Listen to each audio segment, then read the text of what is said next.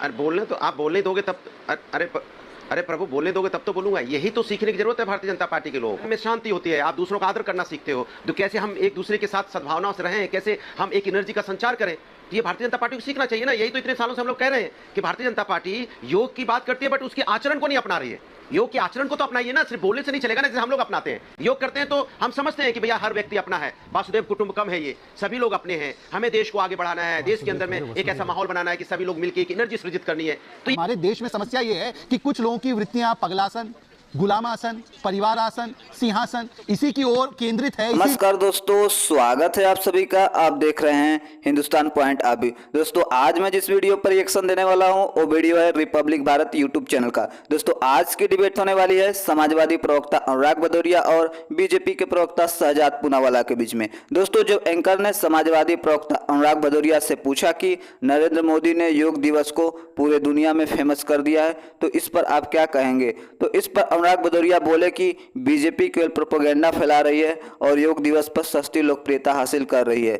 हम समाजवादी लोग हैं, दिल से योगा करते हैं। इस पर शहजाद पूनावाला ने इस भदौरिया के परिवारवाद की पोल पट्टी खोल दी। दोस्तों यदि आप चैनल पर नए हैं या चैनल को अभी तक सब्सक्राइब नहीं किया है तो प्लीज चैनल को सब्सक्राइब किए बिना मत जाइएगा। तो चलिए हम लोग मेन वीडियो को स्टार्ट करते हैं। क्या राजनीति दिख रही है? शहजाद आ रहा हूँ। अरे बोलने तो आप बोलने दोगे तब।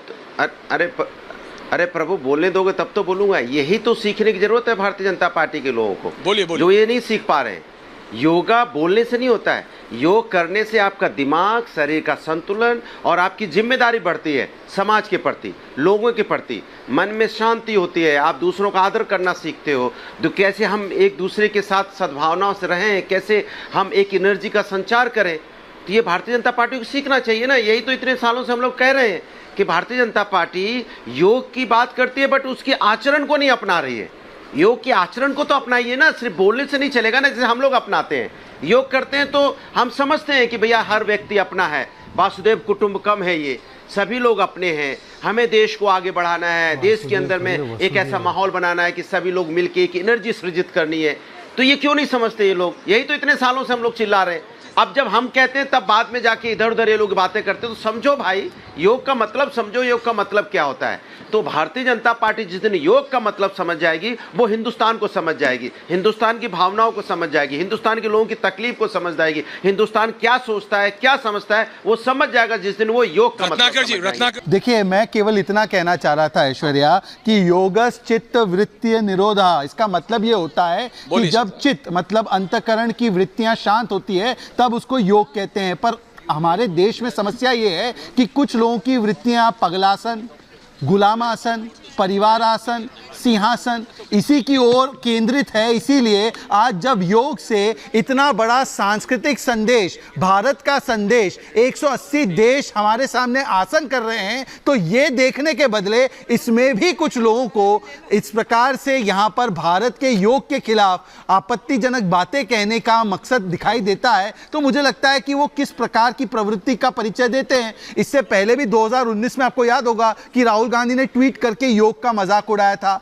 भारत के सेंगोल को नहीं बख्शना था, जिस प्रकार से दंडवत प्रणाम को नहीं बख्शा गया। तो भारत की सांस्कृतिक चिन्हों का जिस पे राजनीति नहीं राष्ट्रनीति के मुद्दे हैं उस पर भी राजनीति पर उतर आना, यह कांग्रेस का परिचय है। मैं एक ही वाक्य कहना चाहता हूं आज ऐश्वर्या, आज देखिए कई महान देशों की अगर आप परिकल्पना करें तो कोई आर्थिक रूप से स्वीकारा जाता है, कोई देश जो है कूटनीतिक रूप से स्वीकारा जाता है। मात्र भारत एक ऐसा देश है जो आजादी के अमृत महोत्सव के प्रथम वर्ष में आर्थिक रूप से, कूटनीतिक रूप से और सांस्कृतिक रूप से अपना प्रभाव पूरे दुनिया में बिखेर रहा है। परंतु यहां पर कुछ ऐसे लोग हैं जो भारत की इस उपलब्धि को भी परिवार की उपलब्धि बताने में और भारत के खिलाफ मोदी के विरोध उतरते होते भारत के विरोध में उतरने में कोई संकोच नहीं करते। जी सर।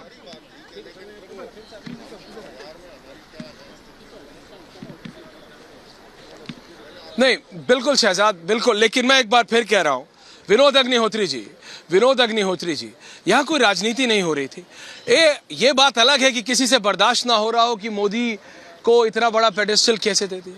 ये बात अलग है कि किसी से बर्दाश्त ना हो रहा हो कि नरेंद्र मोदी से 195 देशों के लोग क्यों मिलना चाहते हैं। ये बर्दाश्त ना हो रहा हो कि मोदी योगा करते हैं तो वो भी गिनीज बुक ऑफ रिकॉर्ड में आ जाता है। अब उसका मैं क्या कर सकता हूं विनोद अग्निहोत्री जी? लेकिन ये हर एक भारतीय के लिए नहीं गर्व का देखिए,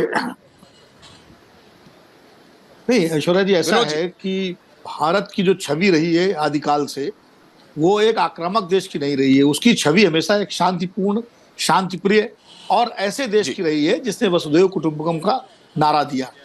इसलिए बिल्कुल ठीक कह और रहे ये उसका विस्तार है भारतीय जो हमारा जो संस्कृति है। like- योग महोत्सव जो है, ये जो हो रहा है यूनाइटेड नेशन में आज हुआ, निश्चित रूप से ये एक बहुत अच्छी पहल है। और ये आप राजनीति से परे तो कोई चीज होती नहीं है।